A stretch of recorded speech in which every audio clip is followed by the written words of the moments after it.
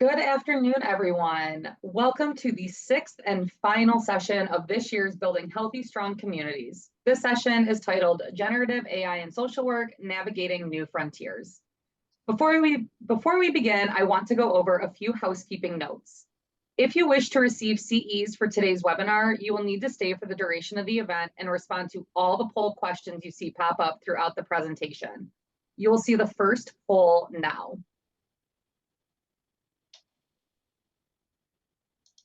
If you do not see the polls pop up, please place your response to the question in the chat.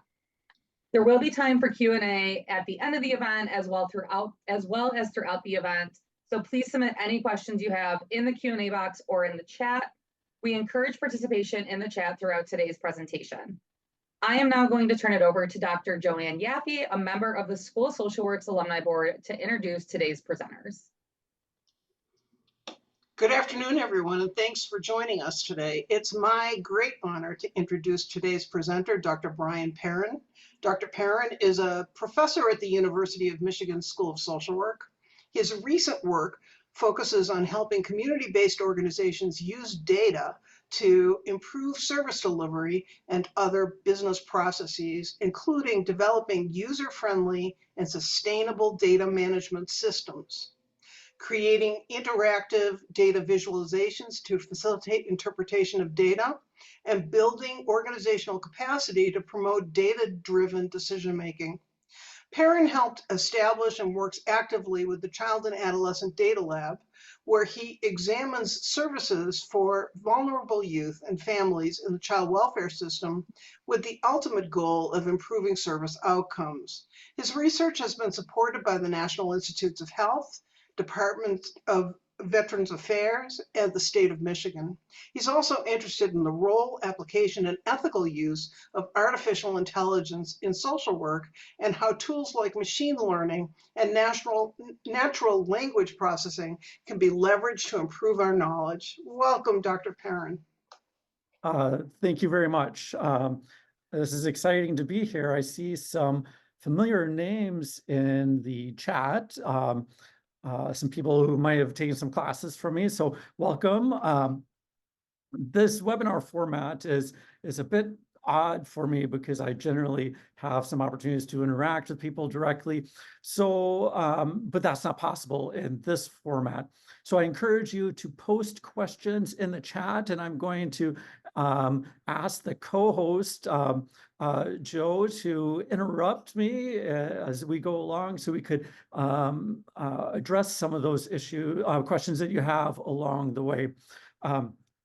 So I don't know how many people are familiar, work with generative AI applications. It would be great if you just put a little bit of your background in the chat there, just so I know what people are doing with it. And as you're doing that, I'm going to pull up my slide deck and go through some of these topics. All right. It looks like some people that's not very familiar. Okay, this is helpful for me because that's going to give me an idea of what we should be talking about. So let me share my slides. So, okay. Okay, and I'll go to my slideshow here. And let me move some things around. So I'm hoping that people can see this. And as I mentioned, I'll try to follow the chat as we go along, but I've got so many different things on my screen. Okay, thanks, Madison. Okay, so the topic is about generative AI in social work. And so here are the main topics that I'm going to be talking about is the foundations of generative AI. This first one is to be thinking about like, what are some of the essential things that you need to know in order to have some good conversations about this. Then I'll talk about some use cases of generative AI, and then as time allows, I'll be giving some descriptions of some essential prompting skills. And this is really the key skill for moving forward and using generative AI. Okay, so just a little bit of about me. Joe's already covered this, so I'm not going to be going through all these details. But I do want to say that I became interested in artificial intelligence around 2015. And when the field actually goes back well before that. But that's when I really started to study it and try to integrate it into my work. And over time, I've been integrating into my research in a few different ways. And what really interested me is that in social work, we produce so much data, but the majority of the data is what we call unstructured text. So most people think of data as coming in spreadsheets where you could do some analyses. If you are working with Excel, you might have heard the word pivot table. So you do these summaries. But the majority of our data in social work is text data that's unstructured. So we've got notes, we've got summaries, we've got assessments. All that is data, but we can't analyze it very easily. And so with my work in the child welfare system, we produce tens of thousands of summaries every single year that contain lots of very important information about families that we serve, but we can't get this information out of it because it's just raw, unstructured text. So I was, for a number of years, I've been working on developing ways of extracting this information from this unstructured text data and using lots of different methods that turned out to be very successful, but that was very, very time consuming. But then in 2022, I got turned on to the system is called GPT-2. And you might have heard GPT, but this is before the public release of it. And GPT-2, what that was, is it was a system that was generating really high quality information, text. And I thought, this is amazing that you could give the computer a prompt, a direction, and tell it to write an essay. And I thought, my goodness, this is really a game changer, and people should be paying attention to that. And so I wrote this article in March 15, 2022. And what this was is that we need to start paying attention to this technology, and we need to pay attention to this technology because this is really powerful that we can tell a computer it's going to generate original text. So I wrote this article on Medium, and this is a year before ChatGPT 3.5 came out, which is really what revolutionized what we know about generative AI. And so GPT came out, and this was in November 2023. And I thought this was really amazing that it could, you could ask questions, it could generate text. And I thought, you know, does it know about social work? So I got my hands on a practice examination, and we started testing it. And we found that GPT could pass this examination right out of the box, meaning that we didn't have to do any special testing for it. It could answer these questions without any what's called fine tuning or any additional knowledge.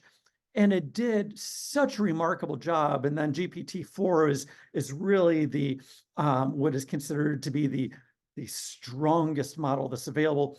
It got over 90% of the questions correct, which was really quite amazing. So that was sort of my background working with GPT for this. But let's talk about some foundations of generative AI. So we have a good idea of what we're actually talking about. So generative AI.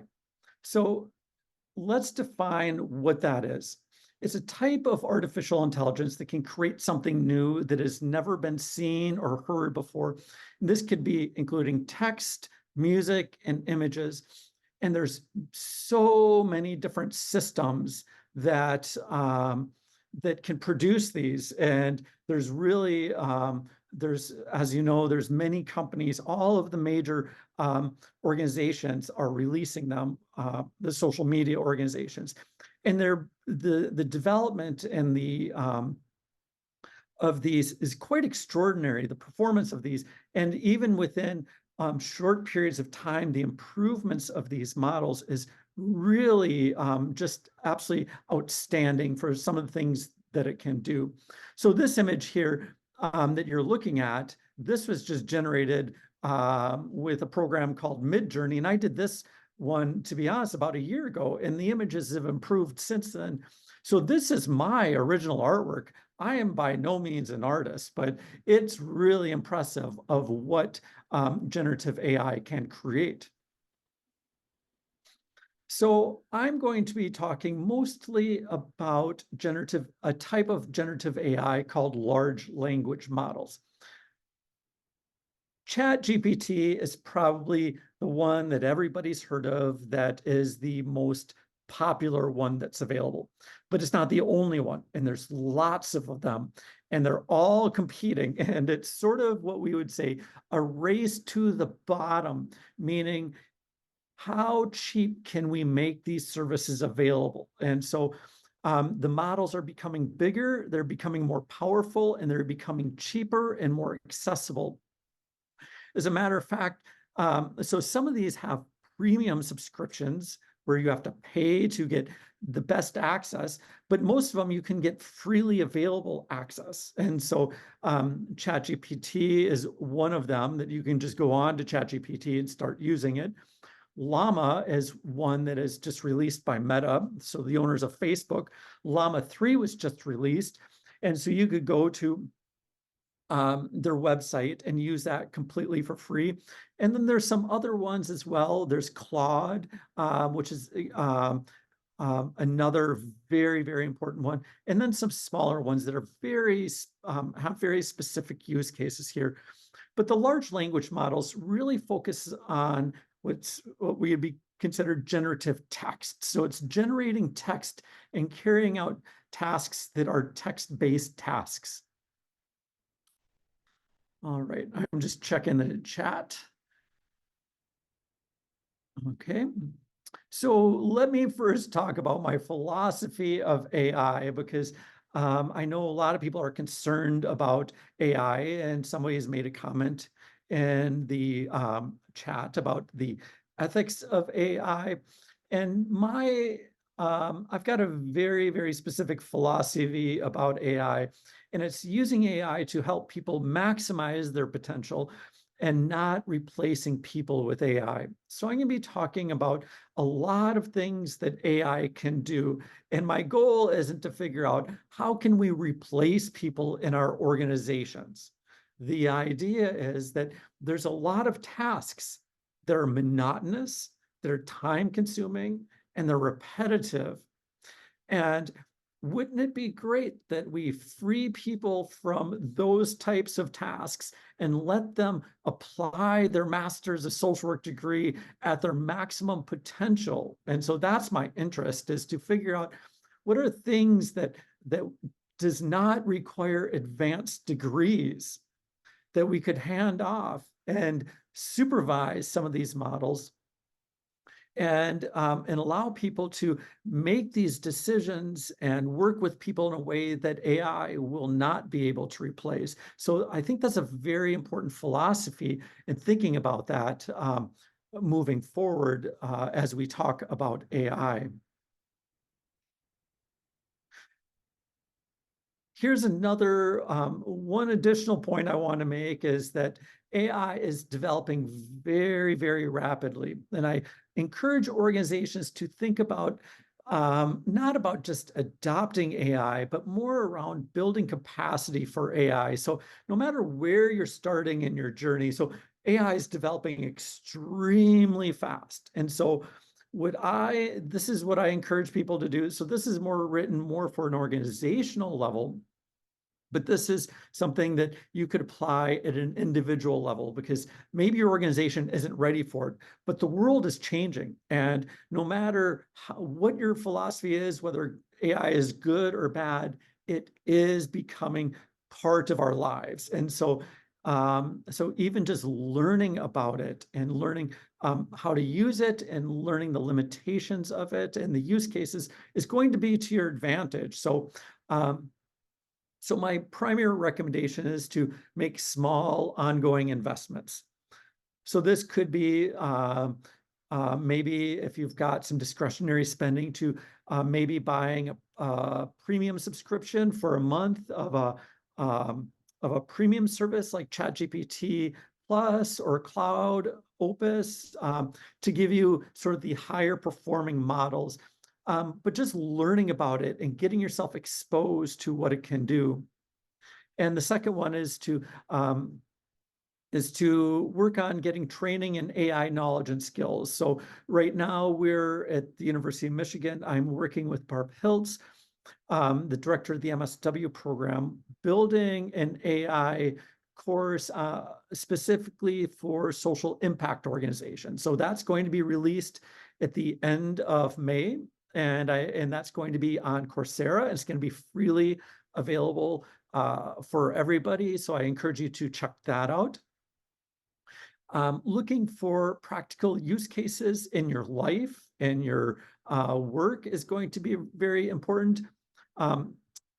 Building a knowledge base, this is going to be more for your organization, which I'll be talking about, and creating information inflows for your life. That means exposing yourself to this new knowledge, that there's so much information and things to learn that you've got to be tapping the right resources. So building a capacity for AI is going to be very important for moving forward. Okay, so let me give you what I consider to be sort of like the essential information about AI. All right, so Joe asks, where can we learn more about your Coursera course? It's going to be advertised through Coursera, Michigan Academic Innovations. The School of Social Work will announce it too. So we hope that through all of our different media channels, it's going to be released, that you're going to get information about it. But we're at the very end of it, and I'm going to give you a prompting guide that we've developed that's going to give you some tips on, using AI systems. But hopefully through all of our marketing mechanisms that you will be exposed to that. But it's going to be AI for social impact organizations. Okay, so some of the essential information about AI. So what I want you to be thinking about is these are sort of like, how do we frame our thinking about it? And the first one is we have to understand, how are these models trained? And so when we approach AI, it's not going to be the same thing as doing a Google search. We want to really understand, how do these models work? I'm going to be talking about ChatGPT because that's sort of what most people think about AI. But ChatGPT is like Kleenex. There's many different brands of Kleenex, but we go by this very generic name. So I'm just going to be talking about ChatGPT, but recognizing these concepts apply to everything. We want to first understand, what is the training data? So the models are trained on billions of web documents. So what it's done is it's gone through the web and it's learned a sort of a language to speak based on everything that it's seen. And that's the important part of it, is that the models have to have seen information in order to be able to respond on that information. So the models are not a repository of all human knowledge. What it is, it's been trained on information and it's picked up patterns. So it's learned patterns of information. So if it doesn't get exposed to information, a lot of it, it's not going to do a very good job about giving you that information. For example, if you go on to ChatGPT and say, what do we know about Brian Perrin's research? Actually, we could even do that now. I'll just go to ChatGPT just to give you this example, and I'm going to say, tell me everything you know about Brian Perrin's research at the University of Michigan. And I'll be honest, it's not going to do a good job. So it's saying it doesn't have specific information about it. It's not connected to the internet. And so that's what a lot of people think, is that it's connected to the internet and it's giving us a lot of information. But to be honest, like, I'm not a famous person. So there's not a lot of information about me on the internet. So it's not going to give me much content on that topic. But it's seen a lot of information about other things like baseball, even social work. It knows a lot of social work information because there's a lot of social work information that's available. So it can only know about what it's had access to. And then you also want to think about until what date, because these models are trained up to a certain period of time. And then the training stops and they make the models available. So they're not connected to the internet. So if whatever's going on in the world right now, the models don't know about it unless it's connected to the internet and it draws on that information. But generally speaking, there's what's called a knowledge cutoff. And so you want to be aware of, so when you're trying to think of trying to get information, say that you want to know what's the most recent advances on cognitive behavioral therapy. It's not going to know because of a knowledge cutoff. And it's generally, I think, GPT 3.5, the cutoff is sometime in 2021. They might be updating it, but it's very expensive to update. So you want to be aware of, where's this information coming from and until what date that's available. Now, the next important thing is prompting. Prompting is a skill. And I think it's one of the most essential skills that people should be learning if they want to use AI effectively. Prompting is not the same thing as searching. So when you go onto Google, you'll do a search and you might just put in a few keywords such as advances in CBT. Prompting is different. What you're doing is you're giving very specific instructions to the model and telling it in full sentences what you want it to do. And so that's the thing, is you're directing it. So prompting it is the idea of you're trying to guide the model to give you very specific information in a very specific way. And that's different than searching. So the prompting is both an art and a science. And so as an art is, you have to think creatively of how is the model sort of working in the background? How do you rewrite things that the model is going to understand? And so a lot of this is, when it comes to prompting, you're going to have to iterate on what you want it to do. So if you just write something, it doesn't do a good job of it. You're going to have to figure out, you're going to have to think of new strategies and new ways of interacting with the model. Second thing is, prompting is also a science, that the words that we use to prompt the model actually has a significant effect on the outcomes of it. For example, if you tell the model, if you give it some sort of instruction to solve a problem, and you use a phrase such as think slowly, step by step, that last part of the instruction, think step by step, actually slows the model down and it improves the quality of the responses. And they've studied that scientifically and found that it does a very good job. So prompting is the skill of when you interact with these models. Okay, and so now we've got some known problems, and let's recognize this very clearly. The models have biases. But to be honest, it's not the model itself that's biased. It's the underlying training data. So the models are simply a mathematical algorithm that is trained on huge amounts of data. And it's the data that's biased. It's not the models. And so if we want to fix the bias in these models, we have to fix the data. So we're always trying to think of, where our bias is coming from. And it's really about the training data. And then we also have what are called hallucinations. Hallucinations are when models make up information. These problems are, the models are, the companies are getting much better at solving these problems, and there's things that you could do to minimize them. But these are problems that can be managed. And in my opinion, they're not problems that are deal breakers, where you're saying that the models are biased or they hallucinate, therefore you shouldn't use them.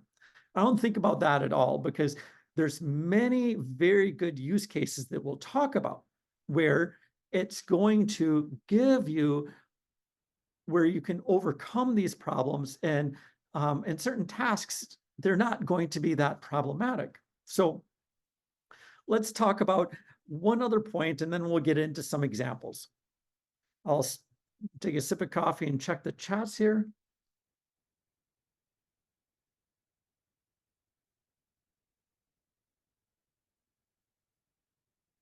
Okay. So a few questions. Audrey, significant environmental impacts. Yes. Does anybody know why there's significant environmental impacts of AI models? It's a very good point, and one that I'm concerned about too, right now for very specific reasons.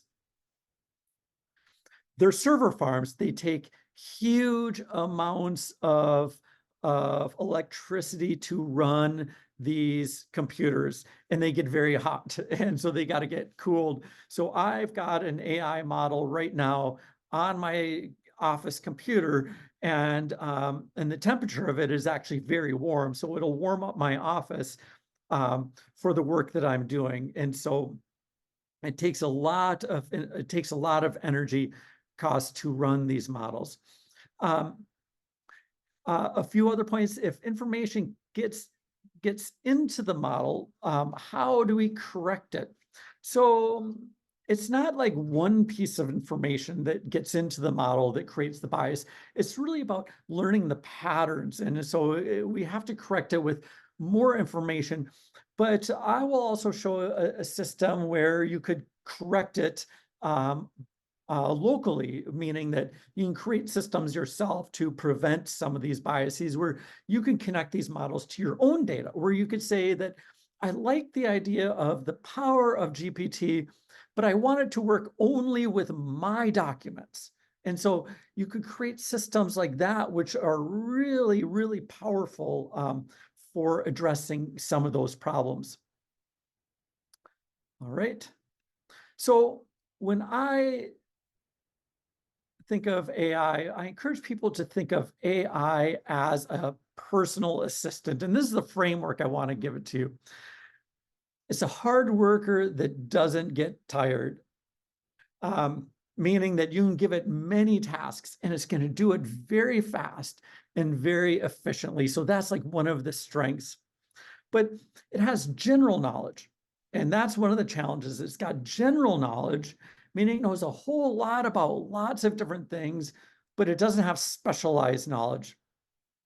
And by specialized knowledge, it means, for example, I do research in very specific areas, and it doesn't know the information that I'm drawing from, because we're working with very specialized knowledge that it hasn't ever been exposed to. So it's general, but not specialized. So in many of your areas of work, you may be a clinician, or you've got very specialized knowledge. You will do so much better at addressing some of these professional problems that AI could never, that is not capable of solving. AI requires a lot of instruction, guidance, and examples. So you've got an assistant that's a hard worker. It knows a lot, but it needs a lot of supervision. You have to guide it and tell it what to do, and you cannot trust it to work independently. And this goes back to this issue of my philosophy of working with AI. My interest is not to just hand off tasks to AI and let AI become my staff. That's not it at all. It's really about using it effectively to support some of the things that we're doing. And then finally, AI, we've got problems with confidentiality. And so if you use ChatGPT, whatever you're sending to it, whatever you're interacting with, sort of like whatever you're entering into the prompt, that becomes accessible to the company that runs the model. So if you're using ChatGPT and you put in client information to get information out of it, OpenAI has access to that information, and they could use that as part of their training data.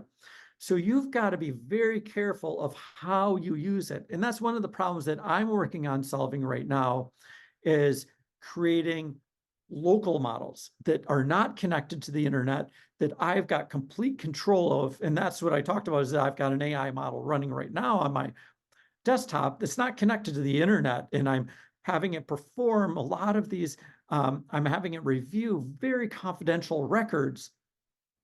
But the companies will never see that information because it's not connected to the internet based on the systems that I'm using. All right, let me just check in with Madeline's question.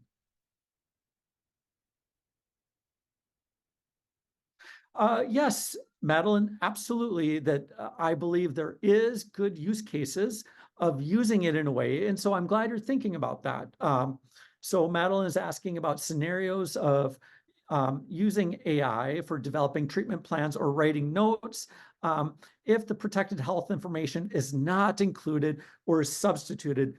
So yes, you can use it as long as you're not exposing the system to confidential information. So that's really the key part of it. So that's one way of working around it. Can you use information from the internet but not share back? Joan, maybe you could unmute yourself and ask that question. I think I don't quite understand.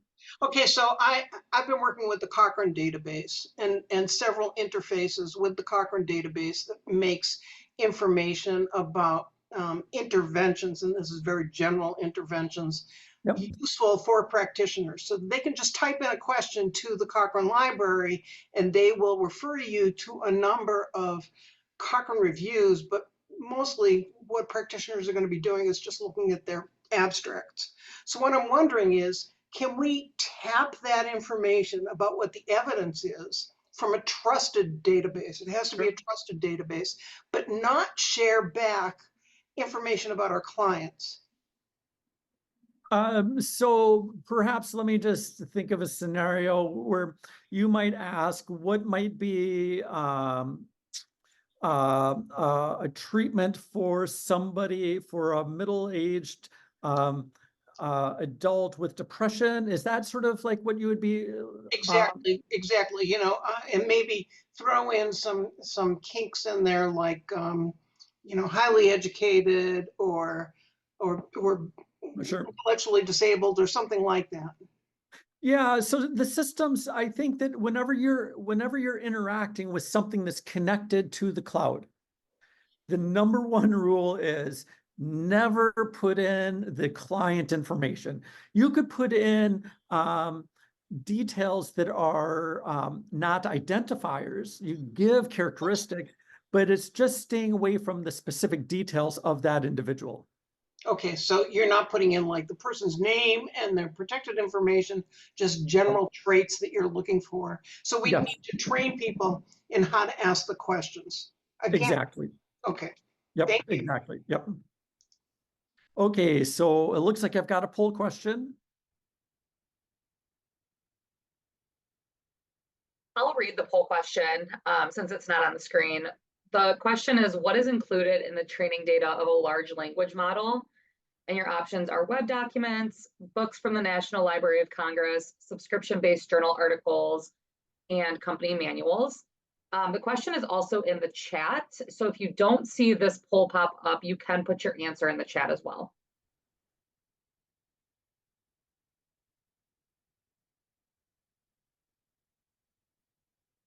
All right, I'll give this about 10 more seconds.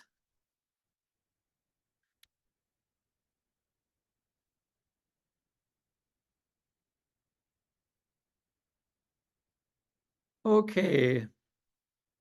Okay, so let's briefly talk about this one. The correct answer is the web documents. So we have not scanned all of the books from the library, National Library of Congress. So the way that these models work is they set up what are called like spiders that crawl through the internet, and it can only get information that's available to it. So if it's behind what's called a paywall, like paid subscription journals, doesn't have access to that. So that's why these models, so I get so many complaints from students that, why isn't it giving me these articles? Like, well, it hasn't been exposed to it. It doesn't have that information. And most company manuals are not publicly available on the internet. So you have to be thinking about where does this information come from? And the majority of the models are just trained on web documents. And so this is the answer.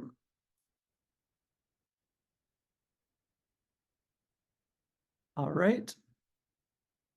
Okay, so use cases. So let's talk about, yes, Joe, that the keyword is public. So that is very important. So it's publicly available information.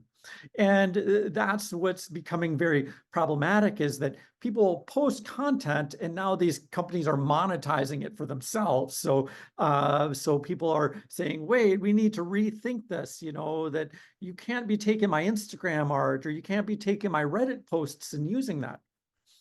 Okay, so I'm going to make available for you.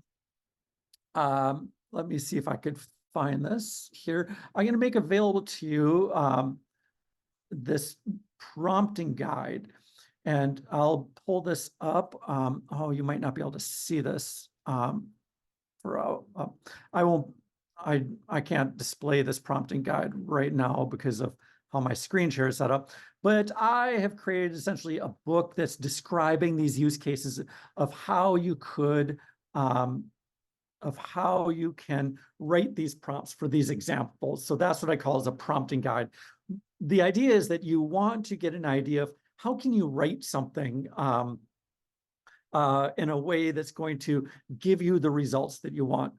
So these are what are called tasks. And so LLM, so a large language model. So these are very good for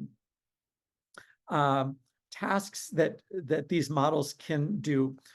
The models are excellent at language translation. So if you're working with organizations and you want to translate whatever you have into another language, it will do that exceptionally well.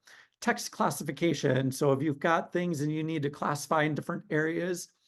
Sentiment analysis. Let's say that you've got reviews of something. A lot of people have these open-ended questions in their surveys, and they realize it's like, what do we do with a lot of this? Well, these models can tell you, like, are these positive statements? Are they negative statements? Text generation. Text generation is it's just generating text. It can help you write and rewrite emails or brochures. It can do a lot of different things like that. And question answering, that it's got a really strong knowledge base for it. So let's go through a few of these examples. Okay, what I want you to be focusing on of the AI in your work is things that are repetitive tasks. So that's what computers excel at, is things that are repetitive. And then thinking about creating high quality content. And so we're going to be talking about what it means to curate content. So this is going to be sort of like general use in daily operations. And we're going to be wanting to think of, we don't want to just use AI for everything, but having some sort of like strategy for what is going to be a use case. And just because you can use AI doesn't mean you should. Okay, it can help you draft, revise, and even alter the tone of an email. I use this a lot, and you might be seeing this in your emails. So in one example, let me just generate a specific example here of some of this, where we could say that we could have, where we might have an email that we're going to create. So I'm going to use ChatGPT here, and I'm going to say, okay, generate an email that informs students that I am going to be late for class. So this is just going to be, so this is just a very basic one. You don't need AI to do something like this, but this is going to give you just an example of this. And so what I'm going to do is I'm going to say, rewrite this message. And so what I'm just trying to get you to understand is how we can take one thing and then we could elaborate on it and we can guide it. So this is the process of prompting. So now I'm going to say, rewrite this message, indicating that we will have a booster session to make up for the missed class.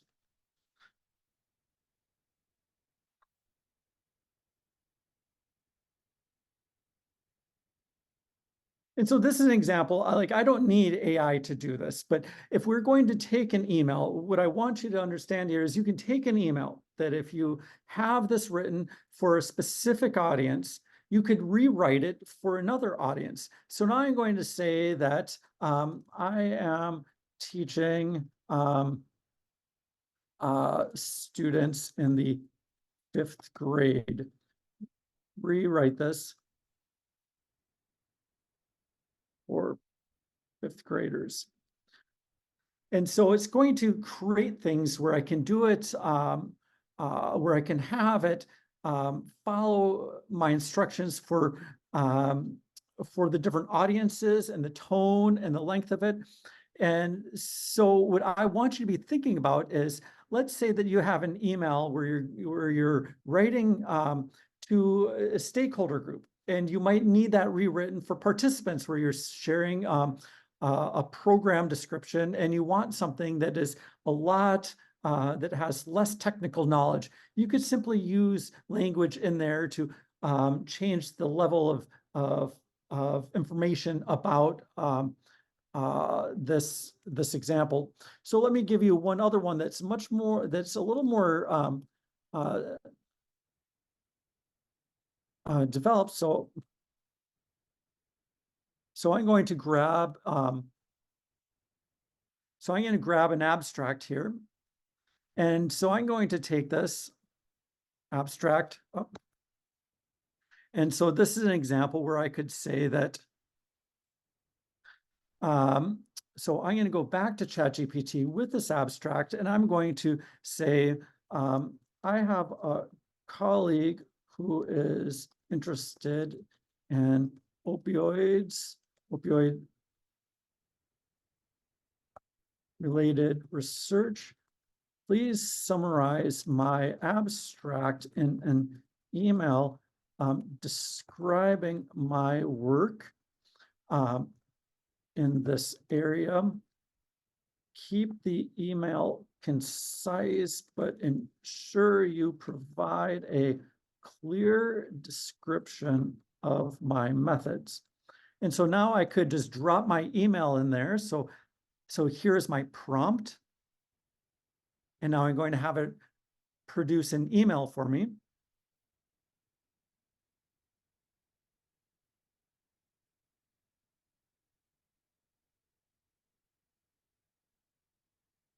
Okay, and so let's just quickly check it. So I used a list and studied a data set of 362,000 people. Let's just check that out. Yes, it got that right. And then 6.3% of all of them. So it looks like that was right.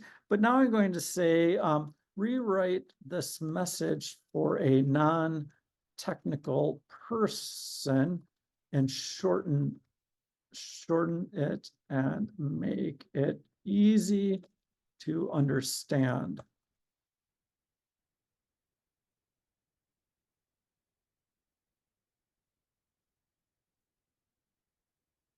Okay, so now this gives it is given a much shorter description. And the idea here is you have to think about, okay, I wanted to generate something and I want to generate it for specific audiences. Let's guide it in a certain way.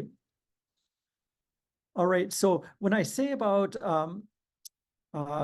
email drafting, it's really changing the content of it. So if you've got an email draft, you might say, make it more friendly, make it shorter, describe the technical jargon, remove technical jargon. So you're giving it a lot of instruction.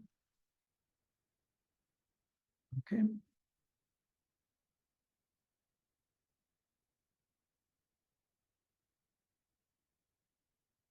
Okay, let's go on. Okay. So now use cases, blog posts and social media updates. So let's take the same one and let's say that let's say you have an update. You've got a program that you want to put onto social media. I'm going to take the same thing, this abstract here, but I'm going to this time, if I wanted to say share my work, so I'm going to say write a LinkedIn post about my recent article. It's not recent, there's just one that I grabbed. Recent article about opioid research. Make sure the length and tone of this is fitting for LinkedIn. Okay.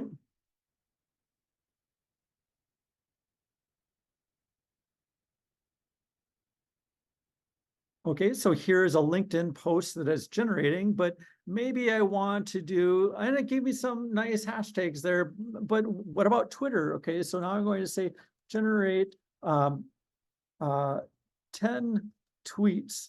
I don't even know how you call it anymore, X or whatever, tweets about this research that I can post.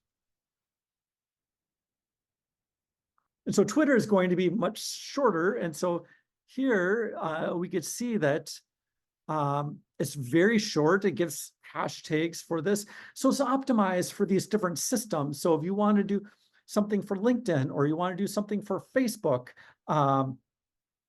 And so Erica, you're exactly right. It's going to be a time saver that I can have my staff write these posts for me, but we don't need staff to be doing that because this is somewhat repetitive. And so this is an example of where we could have it rewrite and generate content. And we obviously want to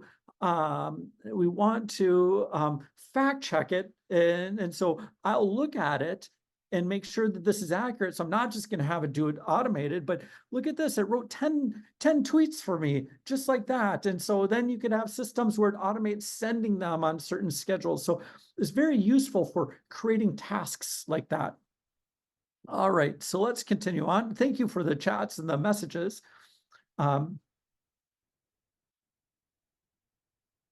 We'll get back to the AI, the concerns about writing, because I do believe that is a very serious problem that we do need to address.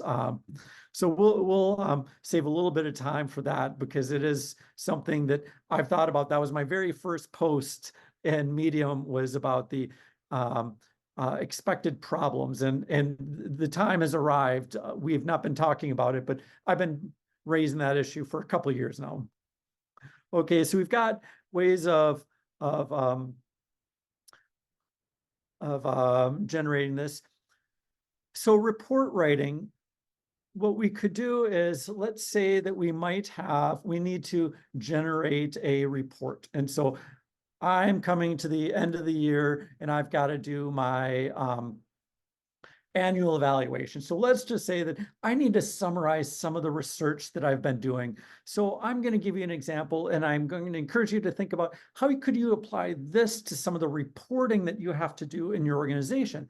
you got to pull content together and, summarize and report it out. So I'm going to create a prompt here, and I'm giving you some prompts that are just really roughly written, but I've created a guide that gives you all of these things in a format that explains to you how to do this. So I'm going to say, I am writing an annual evaluation about my research. I am going to give you some abstracts. Please summarize, please create a summary report for me that briefly describes my research. Give some key highlights of my findings and my methods. Keep it under 500 words. All right, I have to write more than 500 words, but let's just give an example. So I'm going to come back here. I'm going to grab this abstract and I'm going to drop it into here. And then I'm going to grab another one. So I'm just going to grab a few of them.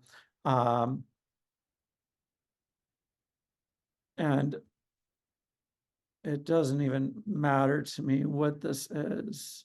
So I'm just taking a few different ones, because what I'm essentially doing is sort of like a mashup. I'm saying, here's a bunch of different stuff and help me put something together. And I don't just do everything just as is.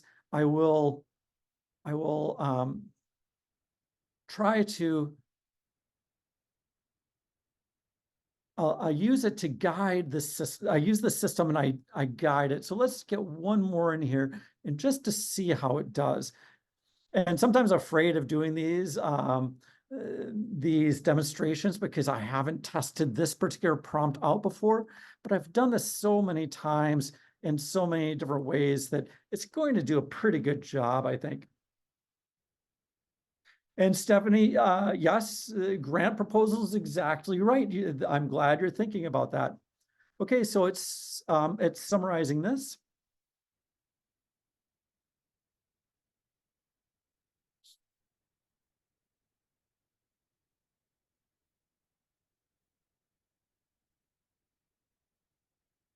Okay, and so if I wanted to have it rewrite it to make it longer or shorter, I can do that, or so in whatever way. So if you, so what you could do is you could take the grant reporting requirements of saying that these are the sections of a grant I need to produce, or it has to be in this format.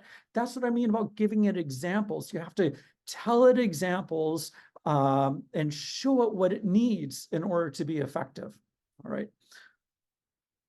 Let me think of some other examples that we could do.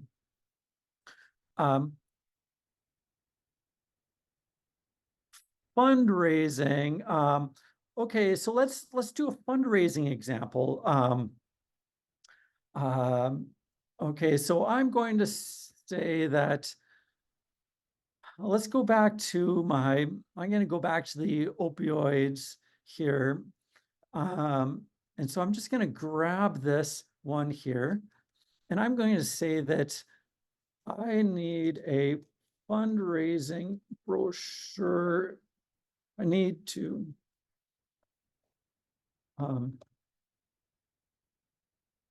create a brochure. So I'm going to create a brochure. That's what I want to do. I want to generate a brochure about addressing opioid problems and say that we've done this research and now we're looking at let me just try to generate a prompt and see how it works out. And then we're going to see what we could do with it. I'd like to create a brochure to raise money to address opioid problems in Michigan's child welfare system. Here is some recent research we have done.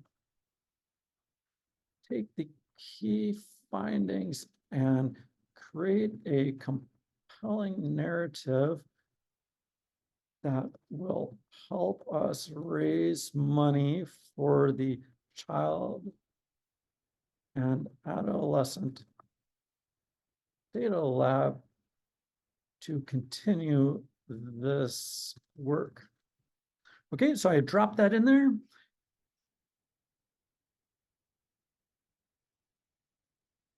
Okay, so this is actually doing a very nice job. Like, I'm actually surprised about it. It's giving me a front cover in a formatted way and an inside left panel. Now, this is shocking to me because I wasn't expecting GPT to do this, but let's take a look at this. So this is giving me a brochure. It's telling me, okay, here's the front cover, and here's an inside left panel. Here's a middle panel of the key research findings from our work, and the right panel. So it's a threefold manual, and the back cover, footers. So that's pretty interesting here. And so I'm actually quite impressed with this being just the first shot of it. So I'm connected to GPT-4, and so this is a premium subscription. So I'm curious. I'm going to just try to, let's see what it does, saying that, generate a logo, generate a simple image that I can use to enhance the aesthetics of the brochure. Use soft colors and nothing that and make the image simple and graphical. Let's just see what that does. Let's see if it comes up with something that, it could be used for it. And then the idea is that once we get it, then we're going to iterate on it. It's so it's creating the image right now.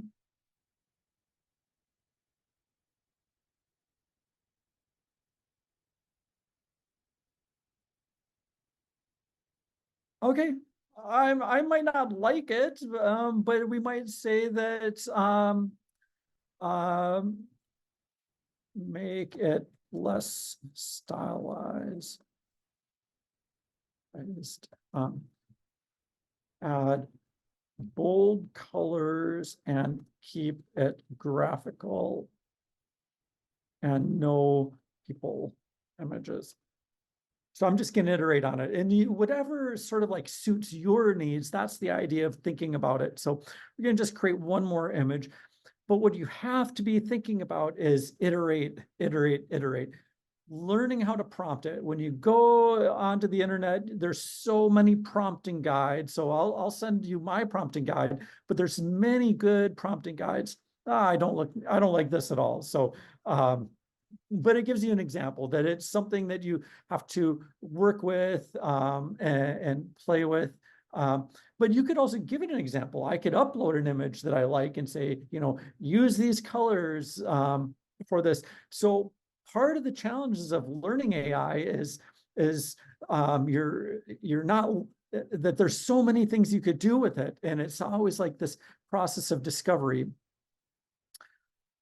Okay. Okay, GPT-4 has a paperclip icon. Is that so you could upload documents and images? Yes, that is it. And so let me see if I could give an example of that. So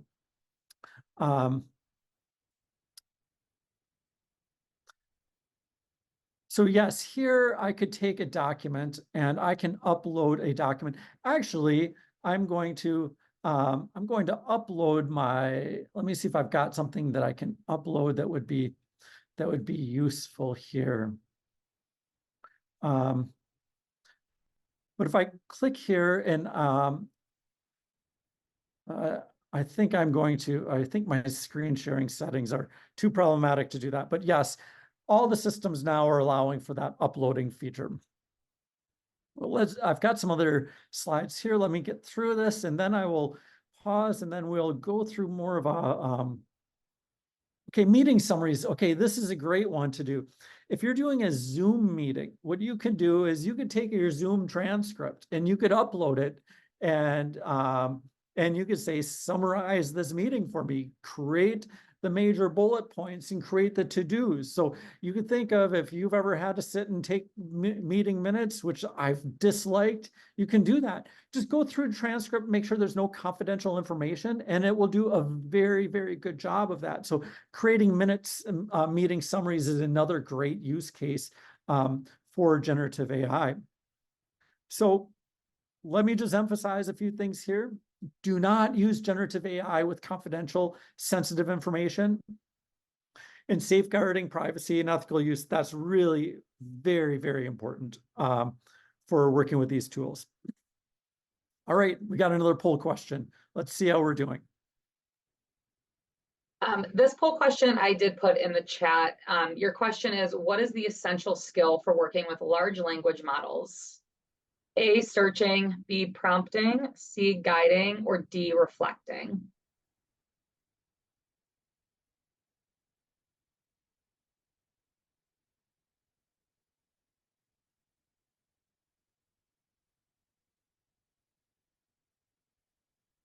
All right. I think we got everybody just about answered. So the correct answer is prompting. So whatever I'm teaching you here today, what you want to be thinking about is all the information that I'm sharing with you is on YouTube. It's on the internet. It's on Instagram. It's on TikTok. Wherever you want to learn about everything I'm teaching you today, the keyword to search is large language model prompting. And there's so many guides that are available. So that's what you want to be consuming, is that information around developing the skill and prompting. There are so many useful strategies and tips and tricks for doing this. What I'm showing is I'm literally just scratching the surface. There's so many things that you could do and so many more advanced things that, that I'm not demonstrating. Okay, so I'm going to give you another demonstration of an AI tool that is going to be really transformative, and this is addressing problems of hallucinations in the work of the models. And this one is about chatting with your documents. So you know that you've heard that AI will make up stuff and it doesn't know your specialized information. But there's a system called retrieval augmented generation where you can create things to do things for you. For example, this is what you need to be thinking about: is ChatGPT is a generalist, but ChatGPT with RAG, retrieval augmented generation, is a specialist. And this is domain knowledge. And so let me give you an example that there's a few examples I could do. In ChatGPT, there is a feature in the premium version where you can create what's called custom GPTs. And so one is, I've got one as a proposal assistant writer. And so I'm here. So this is one where if you upload a request for proposals and you upload information about your organization, it will help you generate a grant application based on the request for proposals, and it will tailor it specifically for the information that you've created for your organization. But let me give you a different example. Here is, I've created an ASWB social work exam tutor. And so if you want to, so I've done research showing that GPT-4 can essentially pass the ASWB exam, but wouldn't it be great not have to spend $300 on exam course? Well, here it took me about a few minutes to build this custom GPT that for practicing the clinical exam. So here's an example of something that you could easily create on your own. So I want to do something on, let's do something on assessments. So I'd like focus questions on assessments. And so now it's just going to give me questions that are formatted exactly like the exam in the same method. So I'm going to get this. I'm going to make a mistake here just to show you. So I'm going to say D. It's not correct, but but it's giving me the correct answer. It's giving me tips for studying. So these are ways of like creating very customized tools for what you want to do. Some of the other things, let me show you another example of a tool that I've built for the school. So as one example, if I ask ChatGPT, how many hours of field do I need to get my MSW? So let's go to ChatGPT. Let me make sure this is running. So how many hours, let me go back to the GPT. So I'm going to say, how many hours of field education do I need to get my MSW at the University of Michigan? Typically requires 900 hours. That's not exact. I want to know exactly what is the exact number. The exact number for field education is 900 hours. Let's go to this other tool that I've built. So as you know, we have a student guide. And so what I've done is I've connected GPT to the student guide. And so you can think of, you can connect your policy manuals, anything you want. You can connect documents, you connect PDFs, you connect dozens of things that will answer the question. So I can go here now. So I've got it connected. So how many hours of field education do I need to get my MSW? And so I'll ask our exact one, and it says exactly 912 hours, which is the correct answer. So ChatGPT was close, but in this one, it is very specific. Who is the director of the MSW program? So I can now ask, and so what it's saying is it's not stated in the student guide. And so what it's doing is it's just pulling information that is contained within the student guide and nowhere else. So that's the idea of what's called chatting with your documents. And that's called retrieval augmented generation. The takeaway point for you is that if you've got an organization, you're relying on policy manuals, that you can connect these systems where you have the AI read your information and you just ask questions in natural language. And that's so much more effective than doing searches of these lengthy PDFs. Okay. So we've talked about essential prompting skills. Let me just go through a few key points before we end, before I open up for some additional questions. So again, prompting, that is the number one skill to develop. And so what you want to do is write your prompts out with clarity and specificity. Try to tell it exactly what it is that you are looking for. So the more instruction that you give it, the better it's going to do. My prompts can be very lengthy, even paragraphs long. And so if you're writing very lengthy paragraphs, you're probably doing it right. So you're going to give it a lot of information. Tone and voice. And so here's an example of saying, like, make sure this tone is presented in a positive voice. So you could change it. Explain it to me like I'm 5 years old. So that's one, that's a very useful strategy here. Let me go back to this other example saying, I'm going to take here, explain this to me like I am 5 years old. So I'm going to take the scientific abstract and I'm going to have it ask it to me, summarize it to me as if I'm much younger. I'm actually going to do it in GPT-4 because GPT-4 is significantly better than 3.5. Explain this scientific abstract to me like I am 5 years old.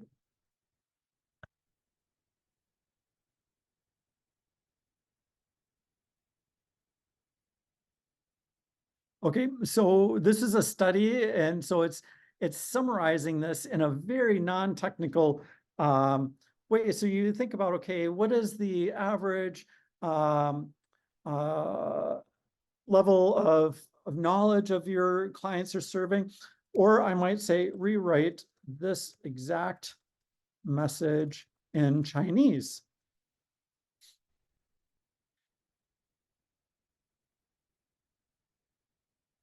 And it does a great job. And so I know Joe Yaffe is studying French, so I'm going to say, and rewrite this exact message in French. So I have no idea if either of those are right. But the language translation of these tools is very, very good. It's actually excellent. Okay. There's Yes, there's a few words that may be beyond a 5-year-old, but sure. it's good enough for me, and I think I'm about an 8-year-old Sure. speech now. Okay, so we got a third poll question. We could do that one, and then all right. ChatGPT and other language models will keep your chat conversations private.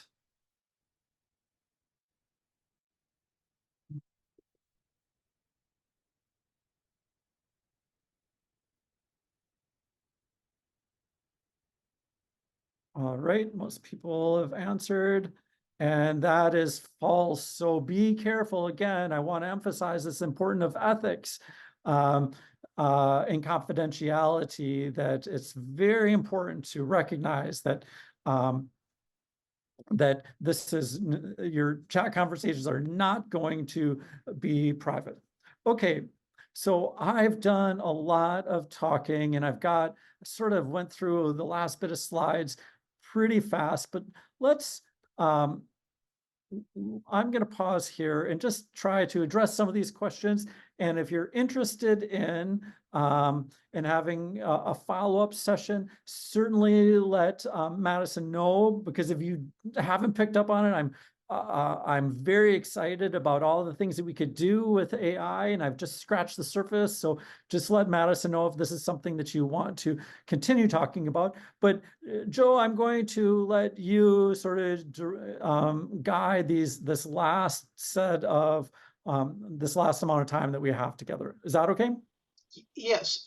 So there's a question from Elaine, and she's actually asked a number of questions, and then other participants have added to that question. And it has to do with reliance of students on AI for writing papers. And what's the advantages? What's the disadvantages? How can you tell if students are using AI and not doing the reading? That's one of the things. And So as I mentioned, that as I showed that in a couple of years, actually over 2 years ago, I wrote this article saying, anticipating these problems. We're not talking about it enough. We're not talking with our students enough, and it is a significant problem. It is a very significant problem. And I think the biggest problem is that we still are not giving it the attention it deserves. So some students are really relying on it quite extensively. You can't, there's very poor systems or methods for detecting it. And every time that you create a new system, there's another strategy for evading the system. And so it's happening everywhere. So we're going to see fundamental changes in skill development as it relates to people's writing. I'll give you an example that the essays that are being submitted now to MSW programs, not just here, but all over, most of them are nearly perfect. I mean,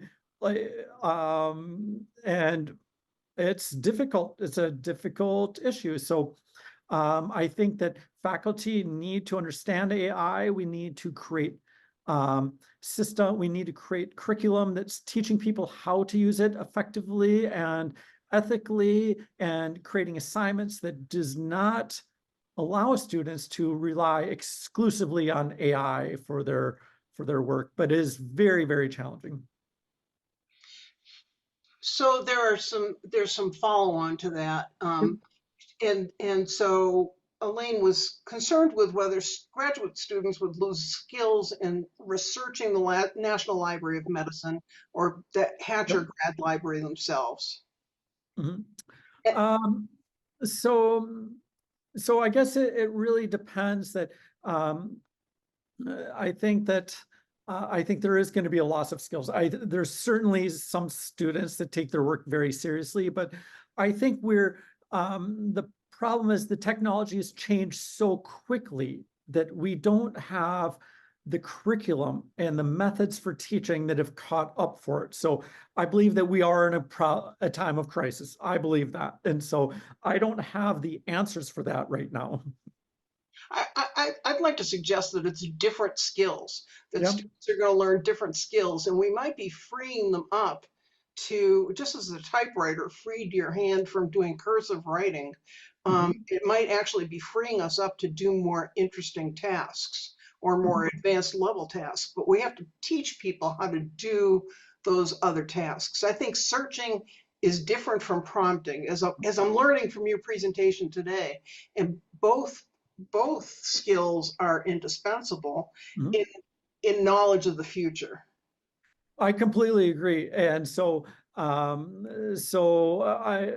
don't know many people who are teaching prompting in their classroom very systematically. So in my courses, I teach data analysis skills, and so the very first lectures, and not just lectures, modules, because they're very hands-on activities, is about prompting. How do you think creatively to break down problems and to solve them with prompts, and what requires searching and what requires prompting? So there's also a question about whether there's a university-wide policy or do individual schools have policies about use of AI for papers. There's not uniformity of that, and we're struggling with what constitutes acceptable use. And it's coming down to what I think is the most appropriate is at the instructor level of for each class, what would be appropriate for a given assignment? Because I think some assignments students should be using it, and they should be using it in very specific ways, and there's other things they shouldn't be using it. So I think that it has to be even at the level of individual assignments that have to be done, as opposed to like one universal policy where you're saying you can't use it, because our world is filled with it. And so to say not using it, I think is just as bad as is an entirely new problem.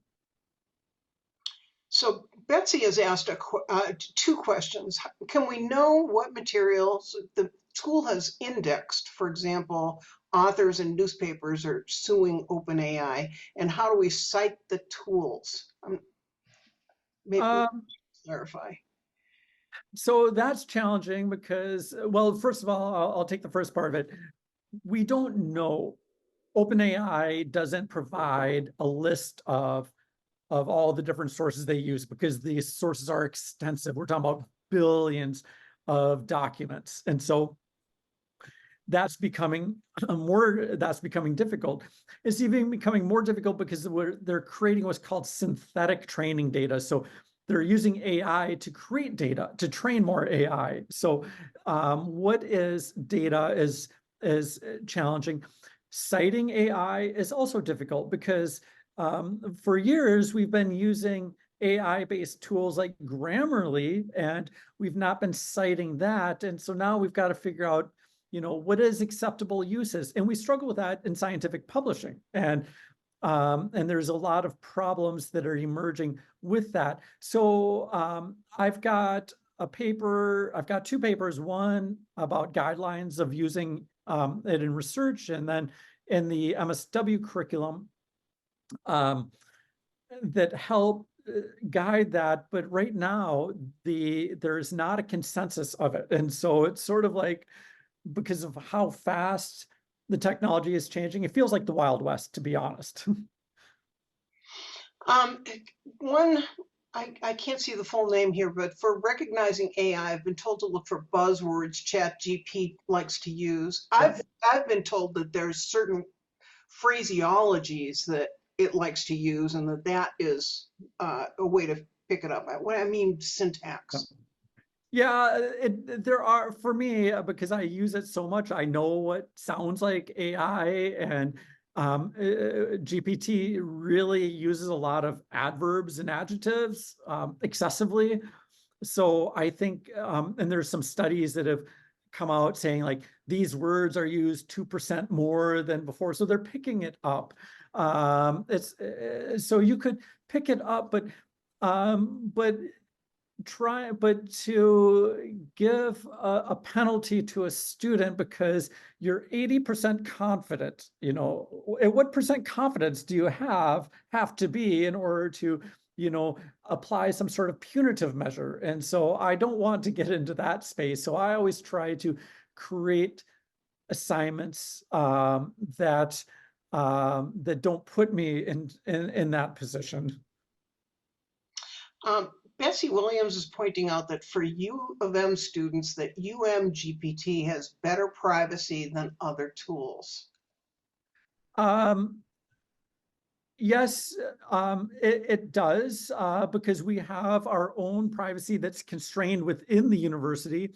But for example, I could never use our GPT system with client data because that would expose it to other people. So it's got better privacy, but it doesn't and it fits certain regulations, but it hasn't completely solved the problem. How might you use GPT to analyze, draw conclusions about data contained in a spreadsheet? That looks like it's from Christina, who was my Excel expert many years ago. I still remember you, Christina, if I'm correct. All right, I see the feedback there.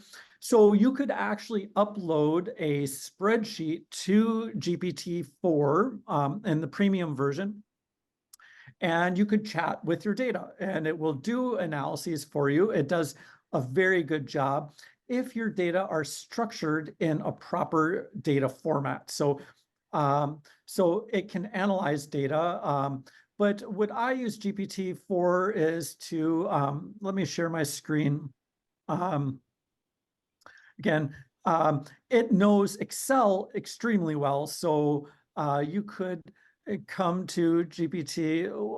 Actually, let me see if I get my history here. Regex, extract somewhere. So I use this all the time for generating code. And so this is generating Python code, but so I'll ask it different questions, but I could say, tell me how to combine three cells that are containing text in Excel. So use it for Excel. It does an amazing job for doing that. And so it gives me the concatenate, and then I could just copy and adapt that. And then I could just come back to here. Are you seeing my screen, by the way? Yes. Okay, great. I'm going to say, explain this process to me. I am very new. I need as much detail as possible. Okay. And so now this becomes a learning tool for me. So if I want to learn Excel, I ask it, how do I do this? And it says, okay, here is what you do. And so this is the solution, but maybe I need to break it down.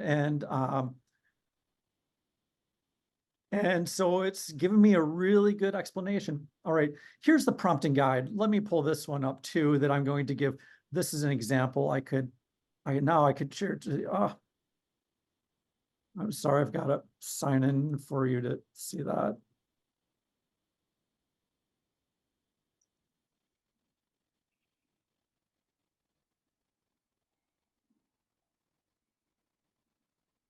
Okay.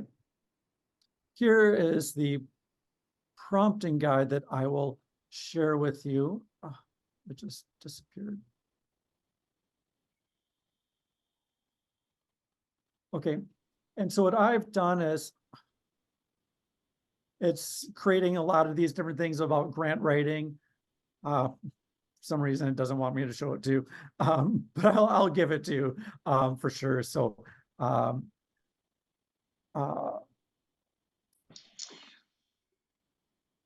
right. So Christina, did that answer your question? Use it for Excel, use it to learn Python, which is the tool that it's going to be useful for, but it does a great job. So now when I teach classes, so if you're working with Python, I actually have, what I'll tell you is to install GitHub Copilot, and so that's a free program. Or what you do is you could integrate AI into the systems that you write Python, and will predict your code and does an amazing job for that. So I do that all the time too. For data skills, it's fantastic. So one question that piqued my interest is, it seems like issues would arise with accuracy of information and sources, especially in this political climate. Yeah. That's a concern that I have as well. Sure. Yeah. So the most recent systems are now connecting to the internet. And so and what that does is that can give you a way to fact check it, but you have to ask it specifically. So that's part of the prompting. So let me give you an example here. Tell me the most recent statistics of opioids in Michigan. Give me the best sources. And they can cite the sources. Fact check. So let's see. That's a good question. GPT-4 can do internet searches. So there's other systems, Perplexity, Cohere. So there's different ones. So as this is thinking, Cohere. let me see, Cohere. Cohere is a good system to learn about as well. So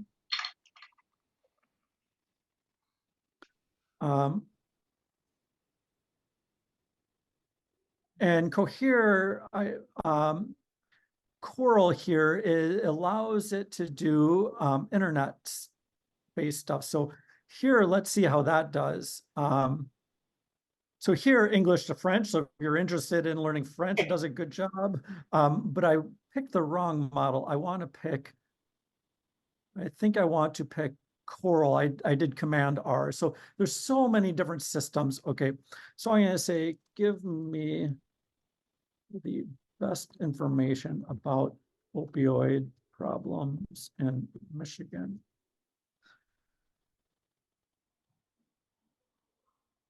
So here is what I have is called grounding. And so if I wanted to have it go to a certain site, I can, but I'm not able to get to there's a different one here. It's getting me to Coral. I want to do Coral, but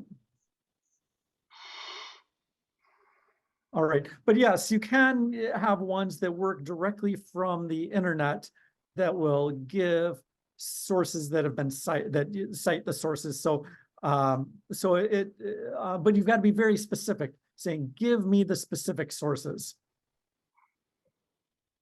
Makes sense. We have a question about your electric bill. Okay.